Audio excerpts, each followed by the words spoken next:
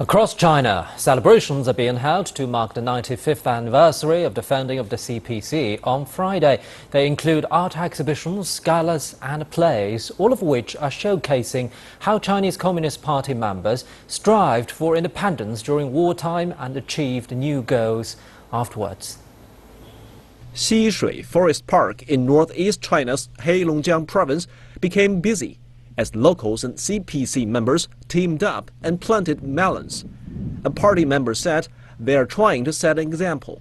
The grassroots party members are a leading flag. The masses are watching us. If we succeed in planting the melons and increasing the income, the masses will voluntarily follow us.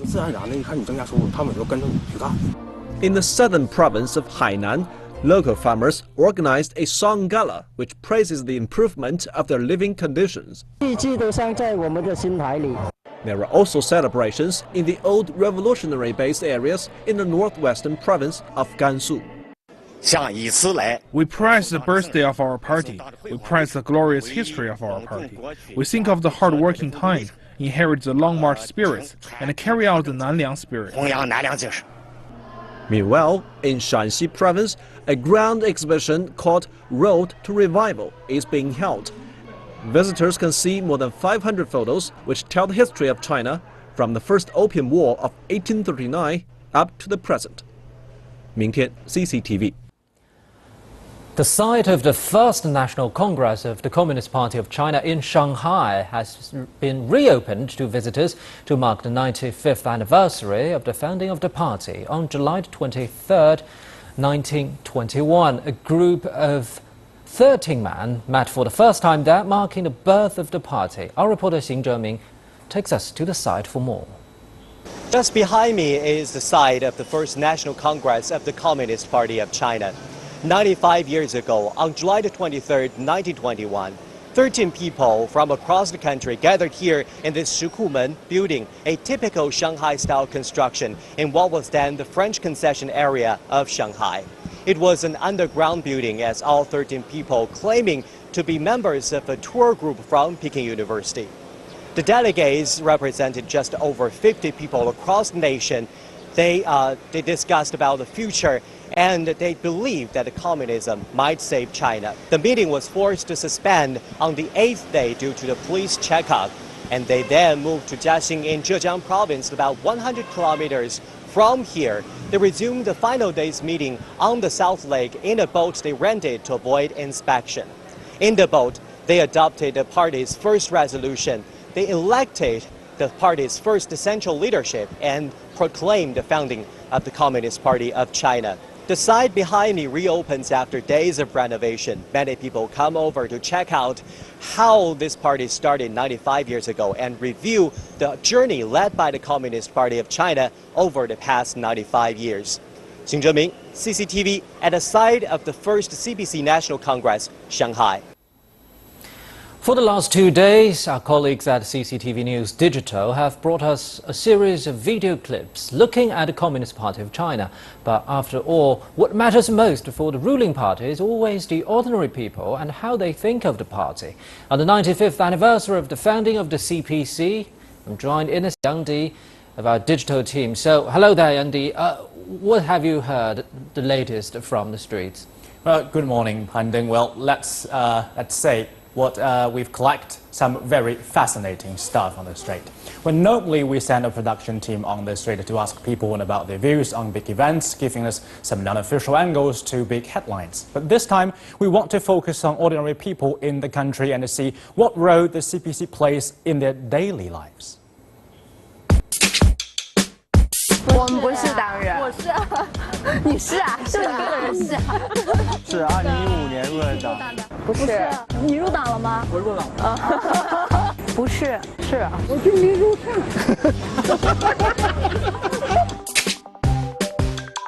就是培训党课的时候逃课去约会去了，一腔热血。当年不是学霸，我们那只有学霸才能入党。你为什么入党？因为我是学霸啊。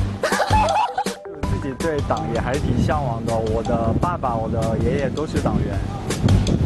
就像说，毕竟大家都是中国人嘛，就是这边入党的话，也算是对国家的一种尽献的敬意。梦想以求的，快是没那资格，也没办法。党员都是冲在前面，很多的榜样作用。党费交的多了，更有责任感吧，就是我觉得这是党的精神对我的一种动力。挺爱助人为乐的，好像觉得这是我的义务。我的党员呀，那多高兴啊！我就感觉特别自豪，带领那个什么群众什么的，能以身作则。不入党，为什么？还要上党课，还是觉得很麻烦。算了，我现在还在交入党申请书，往单位交。我是正在申请积极分子，会入党，有机会还是要入的。Now that we've heard what ordinary Chinese people have to say about the relationship with the CPC, you may also be interested to learn about how people from outside of China see the CPC and its members.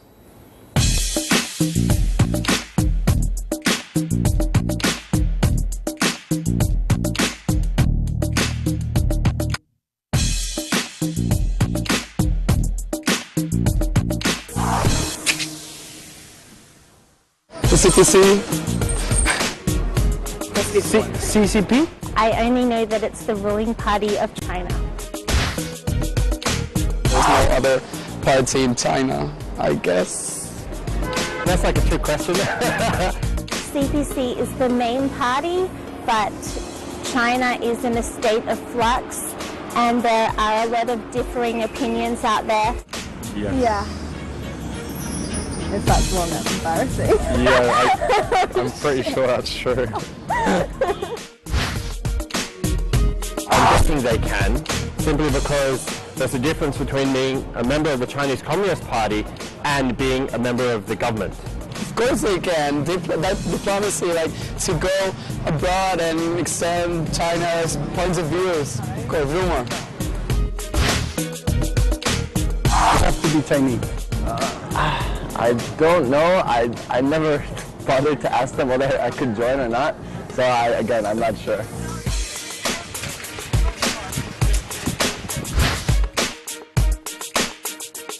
Why doesn't this heating?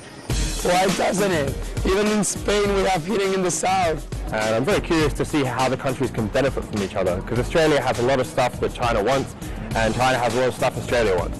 In the future, will foreigners be able to join the Communist Party? I think that there would be foreigners who are interested in doing that. Well, regarding some misunderstandings about the CPC as you have seen in the video, you can find the related answer on our recent animated videos posted on social media sites.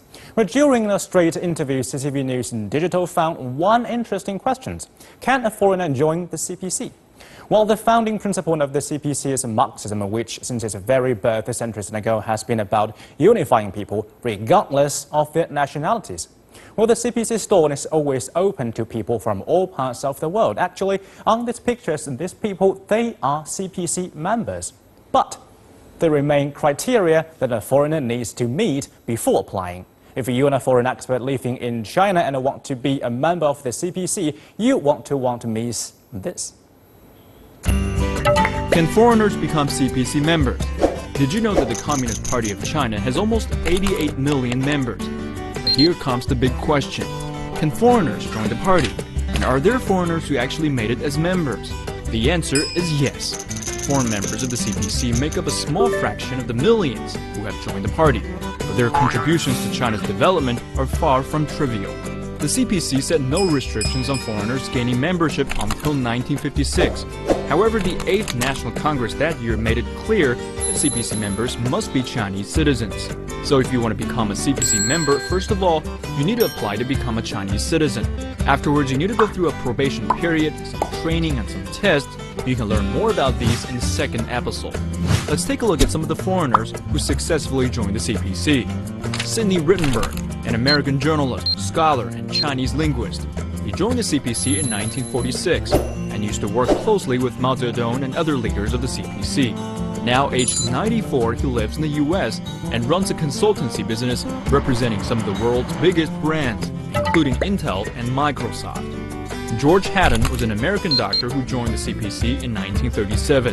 He was credited with helping to eliminate leprosy and many venereal diseases in China, for which he received the Lasker Medical Award in 1986. Israel Epstein, a noted writer and journalist originally from Poland, joined the party in 1964 after becoming a Chinese citizen in 1957. He worked in China for several decades and served as editor-in-chief of China Reconstructs magazine. Dolly Liu joined the party in 1986. The British woman left the UK and came to China, together with her Chinese husband in 1957, and she later became a Chinese citizen in the same year. Both of them worked for the Bank of China. For 3 days, we at CCTV News and Digital Department have brought the CPC nearer to you. We hope that our work helped you understand more about the party and politics system. To learn more about the CPC, please follow us, #CCTV News on social media and join the conversation. Back to you, Pandey. Thank you very much, Andy, and we'll continue that topic. Now, our reporter Xiaorui Xie tells us the story of the first CPC foreign member who was also a doctor. 97-year-old Zhou Sufei sometimes recalls the old days with her late husband, Dr. George Hatem, in Yan'an in Shanxi province more than 70 years ago. Hatem was born in the U.S. He was a doctor who worked for more than 5 decades to rid China of leprosy and venereal diseases. Every time before he started his work, he would prepare some toys. He told me they were for the children who came to see him, in case they were afraid to see a man wearing a white coat. The toys could calm them down. Introduced by Madame Song Qingling, Dr. Hatem and the U.S. journalist Edgar Snow visited Yan'an in 1936.